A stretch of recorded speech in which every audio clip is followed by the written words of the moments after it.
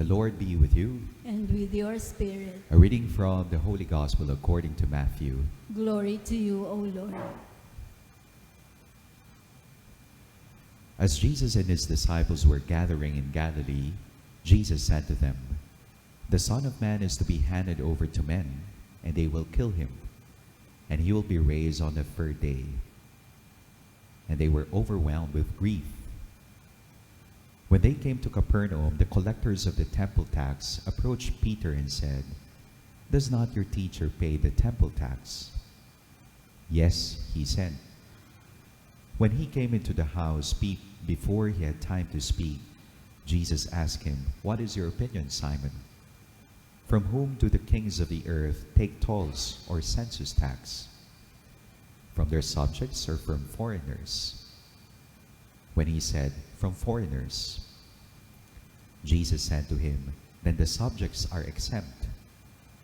But that we may not offend them, go to the sea, drop in a hook, and take the first fish that comes up. Open its mouth, and you will find a coin worth twice the temple tax. Give that to them for me and for you." My dear friends, the Gospel of the Lord. Praise to you, Lord Jesus Christ.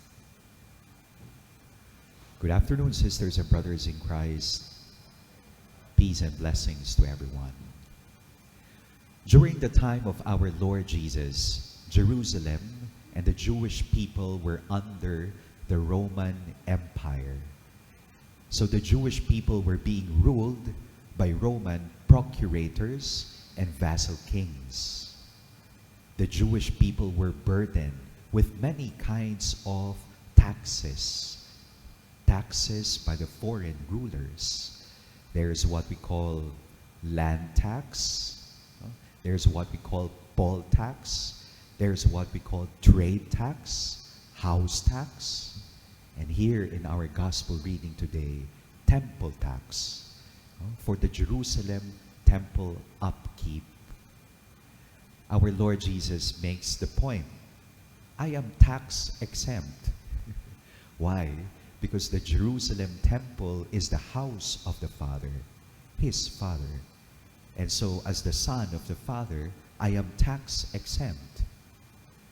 However, our Lord Jesus does not want, to scandalize people, who would not understand his argument. And that is why he tells Peter, pay the temple tax.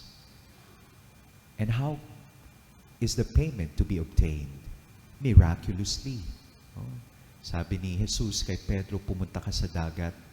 Kung yung makikita mo na isda, unang isda, buksan mo yung bibig niya, andyan yung pambayad sa temple tax. Jesus is truly a Son of God.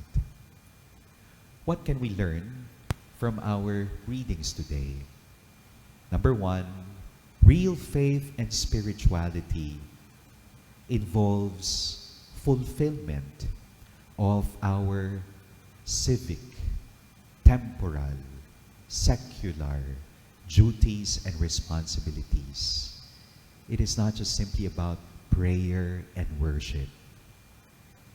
In another gospel reading, Jesus tells the disciples, pay to Caesar what belongs to Caesar, and pay to God what belongs to God. Render to God what belongs to God. We both have responsibilities to God, the church, and the state. By nature, we are dual citizens. We are citizens of heaven, and we are also citizens here on earth. Para ho sa mga senior citizen, that's an additional citizenship. Ang tunay na pananampalataya, real spirituality, involves faithfulness to one's duties in the family, in your marriage, to the vision and mission of your company or office, to your friends whom you have long-standing debts. No? Naalala ko yung isang kakilala, sabi niya, alam mo, Father, napakasarap ng aking tulog. No? Kasi lahat ng aking utang, ipinaubaya ko na kay Lord. No? Siya na ang magbabayad. Of course, we have to do our share. No? God is very much willing, to save us. But we must also help ourselves. We must do our share. Second, real spirituality and real faith is not simply about duty, but it's about charity, pagpaparaya. No? There are times that we have to concede, no? Magtimpe, magparaya, no? Because we do not want to hurt people. No? There are times that we are called not to insist on our own rights. Siyempre, karapatan natin yun. Not because we are weak, but because our aim is for the common good, the greater good.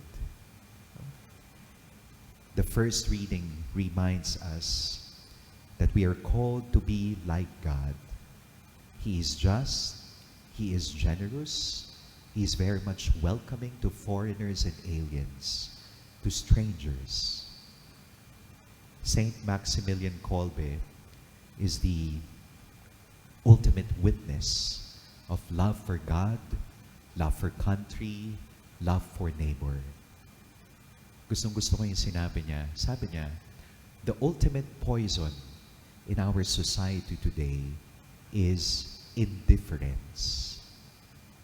Ano po ang kabaliktaran ng pagmamahal? Is it hatred? I would like to believe what Maximilian Kolbe said. Indifference. Yung akla ka ng pakialam sa iyong kapwa. Maximilian Kolbe is a Franciscan, friar, martyr, during the Nazi invasion. And when the Nazi soldiers, it's time for them to execute 10 prisoners. What did Maximilian Kolbe did? He volunteered himself for this prisoner who is a young father. Ako na lamang ang mamamatay para sa kanya. My dear friends, we are both citizens of heaven, citizens of earth. Amen.